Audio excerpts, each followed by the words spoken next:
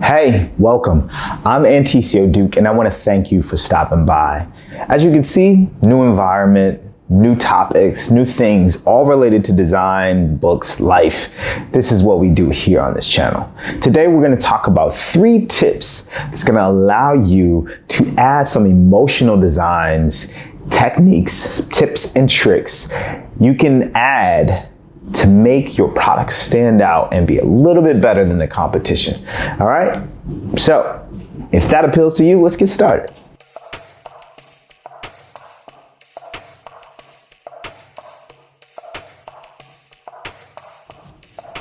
Welcome back. So we're going to talk about tips that will allow us to add emotional design in some of our digital products. We're going to specifically speak on mobile applications this time around. Now, ideally, some of the techniques, some of the tips that we talk about today can be added to websites, voice technology, things of that nature, but we're going to focus on mobile apps for the time being. We'll get into that in a later one. Tip number 1 for adding emotional design inside your mobile application is to take advantage of the screen real estate. A lot of the phones now have become phablets, meaning not fat as tablets, but phones that are the size of tablets, so massive, which means you always have a large area to work with, like pixel density and screen real estate. So you want to take full advantage of that. You want to add full experiences to those screens and allow for them to display properly. I mean, the displays can literally add a different element of experience. In some of your content, you want to start using high definition images.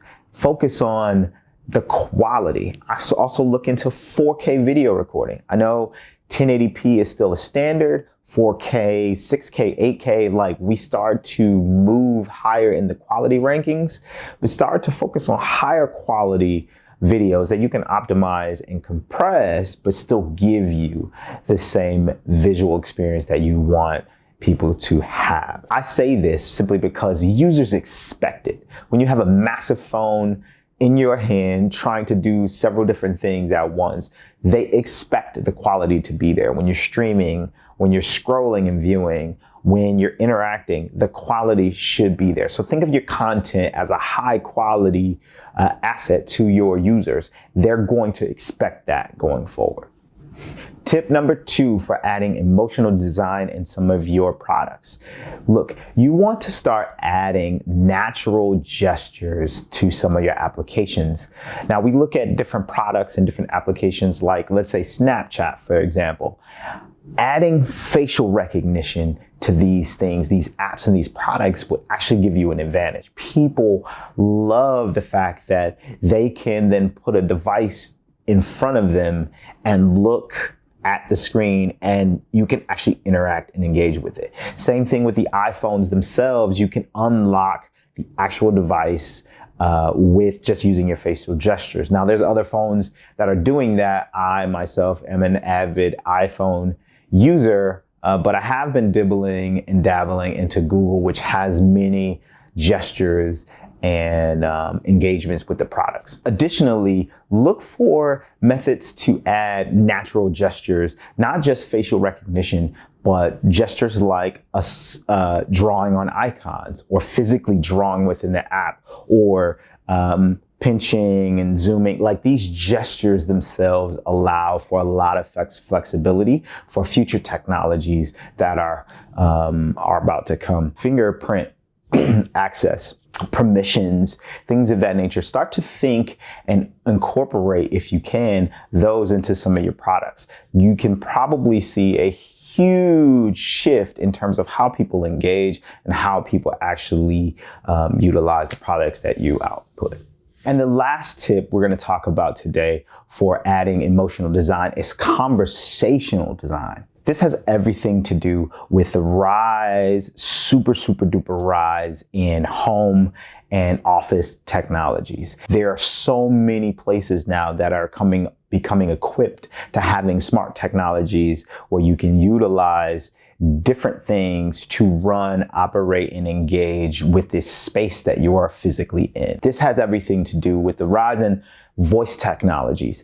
Think of how naturally voice comes to us. I'm talking to you, showing you visibly on the screen, but I am speaking to you as well. I can do that with technologies I have as I'm talking. And that's a natural engagement for human beings and our behavior in communication. So you want to start looking at that from a holistic standpoint and incorporating those into your products as well. Chatbots are becoming a thing. Chatbots? Chatbots.